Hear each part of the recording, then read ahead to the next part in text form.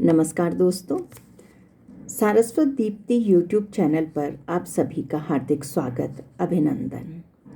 आज है 24 सितंबर और 24 सितंबर है मेरे प्रिय लेखक, मेरे प्रिय कहानीकार आदरणीय सुदर्शन वशिष्ठ जी का जन्मदिवस। उन्हें जन्मदिवस की शुभकामनाएं देते हुए मैं आप सभी दर्शकों के लिए उनकी एक कहानी प्रस्तुत कर रही हूँ, जिसका शीर्षक है चट्टानों के बीच। ठंड की आवाज़ के साथ अंधेरे में चिंगारियाँ चमक उठीं। बाजू में जैसे बिजली का करंट लगा। कंधे तक पूरी बाह में सनसनाहट दौड़ गई। एक घड़ी के लिए दंग सा रह गया संता। भरपूर वार किया था उसने, यह जानकर कि मिट्टी में धप से लगेगी। छोटे मोटे कंकड़ होंगे, वे तो रास्ते से इधर उधर हो जाएंगे। ये क्या, उतनी ही जोर से वापस हटा और पूरी बाह तक हिला गया। गेंती उठाकर उसने थोड़ा आगे जाकर मारा। इस बार भी वही हुआ। गेंती दूसरी तरफ फिसल गई। गेंती के हत्थे की झंझनाहट बाहों में फैल गई। एक बार फिर अंधेरे में चिंगारियां चमक उठीं। उसका माथा ठनका। अभी तो उसने लगभग 2 हाथ मलबा ही उठाया था। पहले तो सोचा छोटा मोटा पत्थर आ गया होगा गेंती के रास्ते में। आसपास 2-3 जगह टोह लेने पर पता चला यह एक बड़ा पत्थर था। बड़ी चट्टान है, लोहे सी मजबूत। गेंती परे रख बाह मलते हुए बीड़ी सुलगाकर कुछ अधीर हो उठा संता। चांदनी भी नहीं थी आज, इसलिए काम यहीं छोड़ दिया। आगे काम बढ़ाना बाम्बी के मुंह में हाथ डालने जैसा था। घर से वापसी पर उसने कुछ कर दिखाने की सोची थी। सच में बड़ा आदमी बनकर दिखाना चाहता था। शहर में पांव जमाने के लिए तरह तरह की तरकीबें सोचता। कभी तो मूंगफली बेचते बेचते बड़ा व्यापारी बन जाता, कभी सब्जी का थोक व्यापार करता, कभी सारे मजदूरों का मुखिया बन जाता, कभी किसी दुकान में काम करते करते उसके मालिक को मौत के घाट उतार खुद मालिक बन बैठता। अंततः करतारे ने सुझाया था कि ठेके पर काम कर, रोज की चक चक से छुट्टी, मर्जी का काम और पैसा भी चोखा। चाहो तो दिन रात काम करके महीनों का काम दिनों में निपटा लो, चाहो तो आराम से लगे रहो, चाहो तो कुछ मजदूर भी लगा लो। करतारा भी ऐसे ही काम करवाता था। कई लोगों से उसकी जान पहचान थी। शहर में नए नए पक्के मकान बनाने का काम जोरों पर लगा हुआ था। लगता था कोई अदृश्य कंपनी यह सारा काम काज करवा रही है। जगह जगह सारी पहाड़ियां, ढांक, नाले ऊंचे नीचे मकानों में बदल रहे थे। संकरे नाले के ऊपर जहां नीचे शहर का गंदा नाला बहता था, ऊंचे पतले होटल बन गए थे। जैसे लोगों के पास न जाने कितना पैसा आ गया था कहीं से। जो भी था मकान बनाने में जुटा था। क्या व्यापारी, क्या नौकरी पेशा, पूरे मकान का काम अधिकतर ठेके पर होता। लोग अपने अपने कामकाज में व्यस्त थे। खुद खड़ा होकर कौन काम करवाता। लेंटर डालने से खिड़कियां दरवाजे बनवाने, फिनिशिंग और रंग रोगन सब काम ठेके में होता। करतारे ने उसे एक मकान की लेवलिंग का काम दिला दिया। यह है संता ठेकेदार। करतारे ने परिचय करवाया तो जमीन का मालिक कुछ शंका से घूरने लगा संते को। पहला ठेका लेते उसे बड़ा गर्व सा हुआ था। संता ठेकेदार भूरी ठेकेदारनी इस ठेके से कुछ कमाएगा, बड़ा ठेका लेगा, फिर और भी बड़ा। कई मजूर काम करेंगे उसके पास, भूरी तनख्वाह बांटेगी। मकान का रकबा छोटा था, झाड़ झंखाड़ों से भरा, उतना ढलानदार भी नहीं था। ऊपरी किनारे 2 पेड़ थे।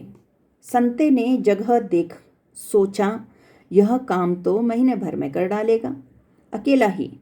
यदि भूरी हाथ बटाए तो 20 एक दिन में भी हो सकता है। चलो महीना ही सही, महीने बाद उसके हाथ 1000 की मोटी रकम आ जाएगी। जमीन के ऊपर जंगली जानवरों से उगे छोटे मोटे झाड़ झंखाड़ उसने एक ही दिन में काट मारे। उन्हें एक जगह इकट्ठा कर आग भी ताप ली। पिछले कल से ही मलबा उठाना शुरू किया था। लेवलिंग के लिए कम से कम 2 फुट जमीन खोदने का फैसला हुआ था। लगभग 2 हाथ लंबी मिट्टी की पट्टी वह बड़े आराम से काट गया। छोटे मोटे कंकड़ पत्थर जरूर थे जिनके लिए फावड़े की जगह गैंती इस्तेमाल में लानी पड़ी। सारी रात नींद नहीं आई संते को। तड़के ही वह जमीन पर पहुंच गया। भूरी को चाय लाने की हिदायत देता गया। यह समझते उसे देर नहीं लगी कि एक बड़ा चट्टान नुमा पत्थर है।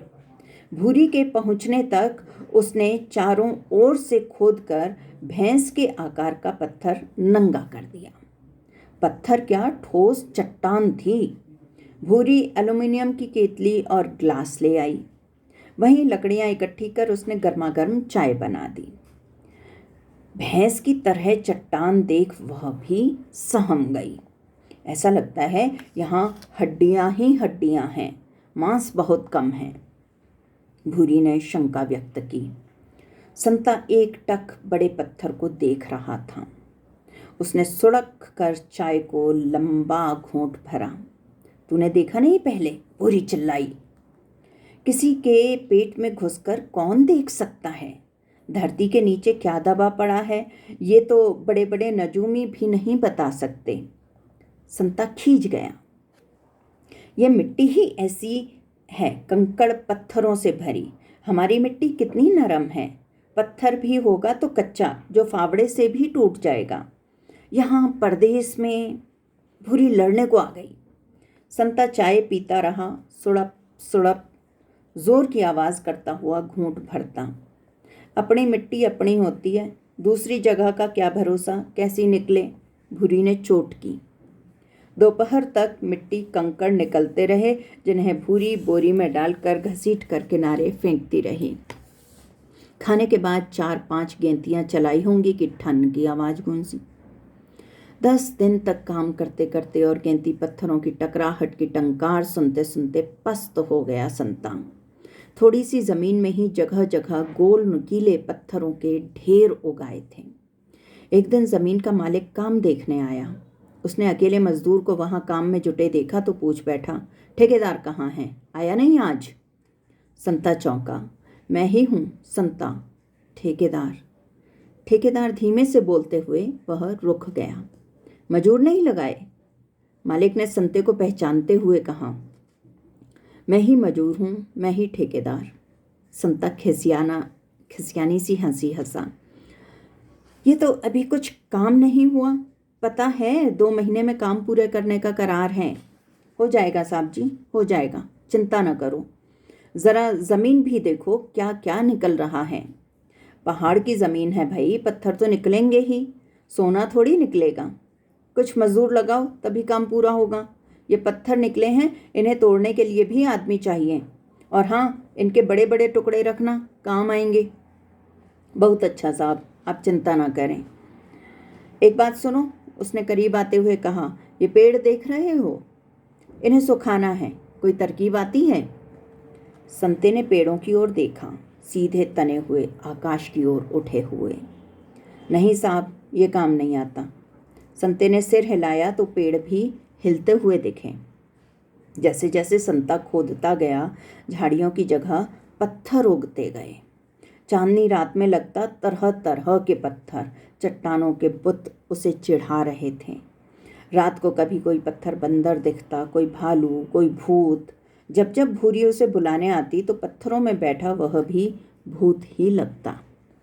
महीने बाद करतारा आया तो अभी 1/4 एरिया ही साफ हुआ था। उस पर भी पत्थर चट्टानें कब्जा जमाए बैठी थीं। ठेकेदार जी, काम तो अभी बहुत है, कैसे होगा? आप तो रगड़े जाएंगे। करतारा हंसा। बड़ी बेदर्द जगह निकली भैया। अब तो हथेलियों की गांठें भी छिलने लगी हैं। काम कैसे पूरा होगा?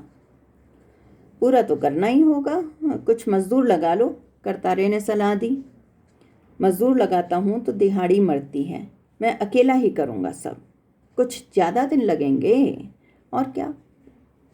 करतारे ने 200 रुपये पेशगी के दिए जो मालिक से लाया था, साथ में मालिक का संदेशा कि पेड़ों का कुछ करो, सुना है इनमें हींग डाल दी जाए तो सूख जाते हैं। धीरे धीरे, ये काम तो मुझसे नहीं होगा करतारे, ये पाप है। देखो कैसे आदमी हैं शहरिये, गांव में बुजुर्ग बासी बनाने से पहले वहाँ पेड़ लगाते हैं। जहाँ दूर से पेड़ों का झुरमुट दिखे समझ लो कि किसी की बासी होगी। और ये जो पेड़ लगे हुए मिले हैं उन्हें भी सुखा रहे हैं। पेड़ काटना और बात है, आदमी अपनी ज़रूरत के लिए ही काटता है, पेड़ सुखाना तो पाप है। सोच लेना भाई, यहाँ तो ऐसे ही चलता है। सरकार पेड़ काटने नहीं देती और लोग छोड़ते नहीं। धूप के लिए घर के सामने पेड़ तो सुखाना ही पड़ता है। मालिक ने यह भी कहा है कि यह काम ढंग से कर देगा तो तुझे पत्थर चट्टानें सब माफ, ये तोड़नी नहीं पड़ेंगी। इन्हें मालिक खुद अपने ढंग से किसी कारीगर से तोड़वाएगा। 200 रुपये खीसे में जाने पर सुस्ताने बैठा संता तो बैठे बैठे झपकी आ गई। नींद में उसे लगा उसने दोनों हाथों से पहाड़ उठा रखा है और भागते भागते पसीने में नहा गया है। वह अपनी जांघों बाहों से पहाड़ों को चीरता, पत्थरों को तोड़ता, मिट्टी को रौंदता बढ़ा जा रहा है। वह नहीं जानता था उस घड़ी कि ये पहाड़, ये पत्थर, ये मिट्टी उसके नहीं हैं। इनका चप्पा चप्पा खरीद लिया गया है उन लोगों ने जो इनकी कद्र नहीं जानते।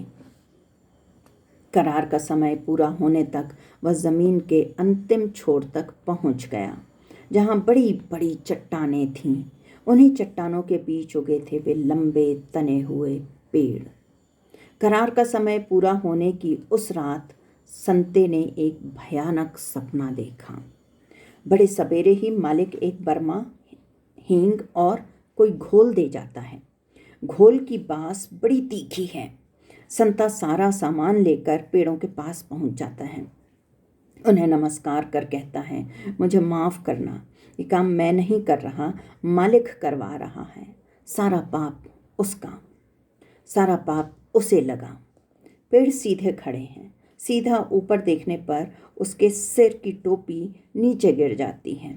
ऊपर पेड़ की बाहें उगी हैं, कई, हर बाह के साथ एक छतरी बनी है पत्तों की। मोटे तने के नीचे की ओर सुंदर बेलें चिपकी हैं जो ऊपर तक पहुंच गई हैं। नंगे तने तक छाल की परतें एक दूसरे से गूंथ कर जुड़ी हैं। नीचे लंबी लंबी जड़ों के पास एक गड्ढा है जहां पहले भी किसी ने मिट्टी खोदी है। पेड़ का नरम और मुलायम शरीर है जिसमें हड्डी नाम की चीज़ नहीं। यदि बर्मा लगाओ तो घुसता ही चला जाएगा बिना ज़रा भी जोर लगाए। पेड़ को इस तरह मारने का पाप। पेड़ तो पूजा जाता है, काटने से पहले उसकी इजाज़त ली जाती है। वह कभी मना नहीं करता। इस तरह जहर देकर मारना। उसे कथा याद आती है। एक बछड़े और शेरनी के बच्चे में आपस में प्रेम हो गया। एक बछड़े और शेरनी के बच्चे में आपस में प्रेम हो गया। वे आपस में खेलते थे। शेरनी ने एक दिन बछड़े को मार दिया। शेरनी के बच्चे ने अपने दोस्त को मरा देखा तो वहीं प्राण छोड़ दिए। कुछ समय बाद वहाँ 2 पेड़ उगे। संते को लगता है ये वही पेड़ हैं। नहीं, ये मुझसे नहीं होगा, चाहे जितनी मेहनत करनी पड़े, पैसा मिले न मिले। वह हींग और दूसरा घोल वहीं चट्टानों पर फेंक देता है। चट्टान का सीना कुछ देर उफनता रहता है। पत्थर चट्टानें खड़े हो उसे ललकार रहे हैं। उसके एक हाथ में घण आ जाता है, दूसरे में छेनी से छेद कर वह लाइन बार सुराख कर देता है चट्टान के सीने पर। घन की मार पड़ते ही वह चट्टान चरमराकर दो फाड़ हो जाती है। चट्टान फटते ही जोर से हंसता है संता। चट्टान फटते ही जोर से हंसता है संता। भूरी उसे झंझोड़ती है, तड़का हो गया, उठो। वह आंखें खोलता है, कमीज की कॉलर पसीने से भीग गई है। सपने में हंस रहे थे। सपने में हंसना बहुत बुरा होता है। भूरी का चेहरा उदास हो गया है। ये थी कहानी आदरणीय सुदर्शन वशिष्ठ जी की और शीर्षक है चट्टानों के बीच। आपका दिन शुभ हो, संध्या शुभ हो। धन्यवाद।